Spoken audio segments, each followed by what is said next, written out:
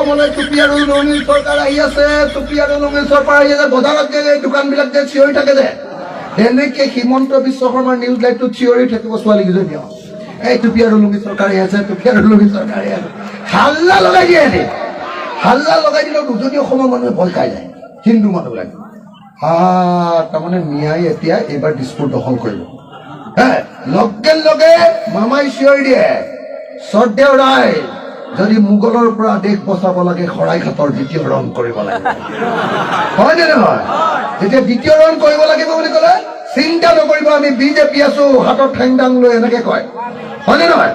হাতত ঠেং দাং লৈ মই হিমন্ত বিশ্ব শৰ্মা আছো, এইবাৰ মোগলক একদম দিছপুৰৰ 2 কিলোমিটাৰ দূৰৰ পৰা খেদি পঠিওৱা হ'ব।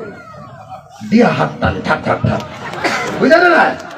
এনেকে মোমা আৰু চাচাই কথা পাতি উজনি অসমৰ হিন্দুবোৰ পথে মুজিবুৰ ৰহমানক কেতিয়াও ভুলতো ভুল নিদিব দেই, ভুলতো ভোট নিদিব। আৰু মুজিবুৰ ৰহমানৰ পাৰ্টি AIDF, আপোনালোকে জানেনে নাই?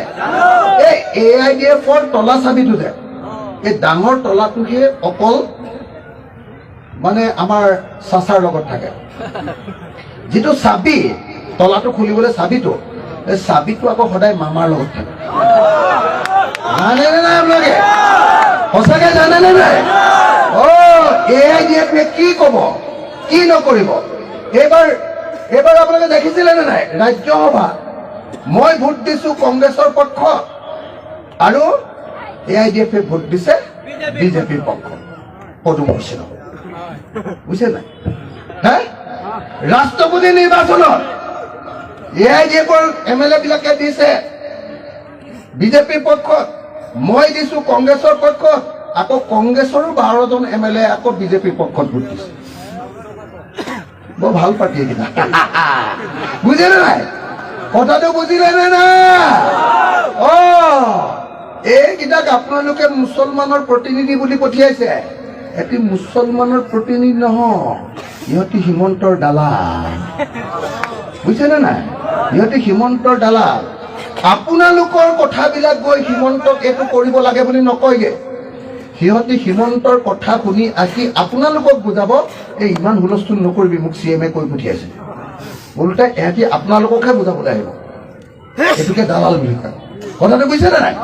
সেইকাৰণে মই আপোনালোকক খাৰাংখাচ কেনেকে চাব দেই, তলাৰ চাবিটো কেনেকে হিমন্তৰ হাতত থাকে মই জনাম নেকি? কেনেকে কৰে জানো, কৰাম নেকি?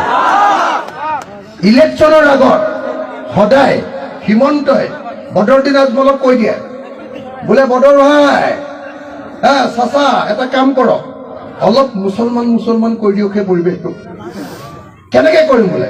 আপুনি দুটামান ডাইলগ মাৰি দিয়ক বৰপেটাত। একদম বদৰ ভাইয়ে লগে লগে কৈ দিয়ে, এইবাৰ 2026 চনত অসমত টুপি আৰু লুঙিৰ চৰকাৰ হ'ব। এইটো বদৰুদ্দিন আজমলে কৈ দিয়ে, টুপি আৰু লুঙিৰ চৰকাৰ, তাৰমানে মুছলমানৰ চৰকাৰ। অসমত 126টা সমষ্টি আছে, মুছলমান MLA জিকিব পাৰে 24টা, 24।